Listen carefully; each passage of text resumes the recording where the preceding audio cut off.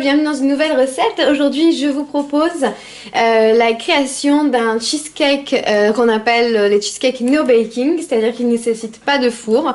On va uniquement les mettre au frigo.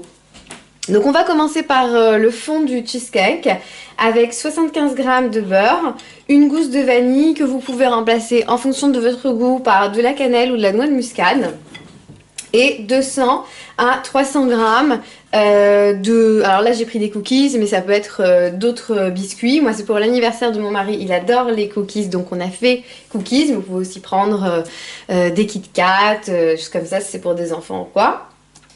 Et bien sûr du spéculoos qui est assez classique. Donc on va commencer par faire fondre le beurre et par l'incorporer aux cookies que je vais émietter. Moi pour émietter mes cookies, je vais les mettre sur une plaque et en fait je vais venir leur taper dessus par exemple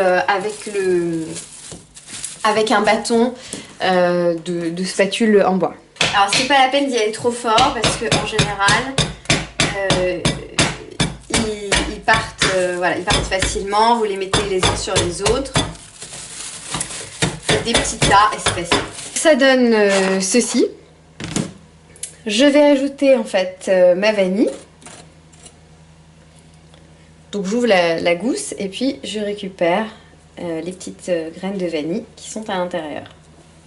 Je viens juste tremper ma gousse de vanille dans le beurre fondu pour que le beurre en fait s'imprègne de l'odeur de la vanille. J'incorpore mon beurre fondu au biscuit. Je vous conseille de vérifier en fait les proportions dans votre fond de tarte ou votre fond de moule à gâteau. Après avoir intégré mon beurre à mes cookies, je viens en fait bien lisser ce fond de tarte. Alors moi j'aime bien en fait dans le cheesecake, malgré tout quand il y a beaucoup de biscuits ou un fond de tarte quand même qui est présent, parce que sinon je trouve ça vite, avec la crème tout ça, c'est quand même, ça peut être écœurant. Je vous présente tous les ingrédients qui vont être nécessaires pour la partie moelleuse en fait de votre cheesecake. Donc c'est 600 g de fromage Philadelphia. Alors vous avez aussi le Saint-Moré si vous ne trouvez pas de Philadelphia qui se rapproche, mais vraiment c'est la cream cheese idéale, c'est Philadelphia. Du fromage blanc, donc 300 g.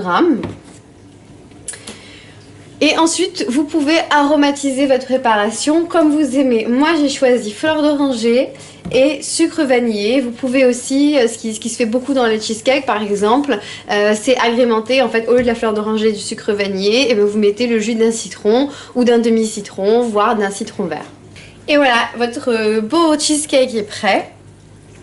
Bien sûr, vous pouvez venir en topping lui rajouter des fruits.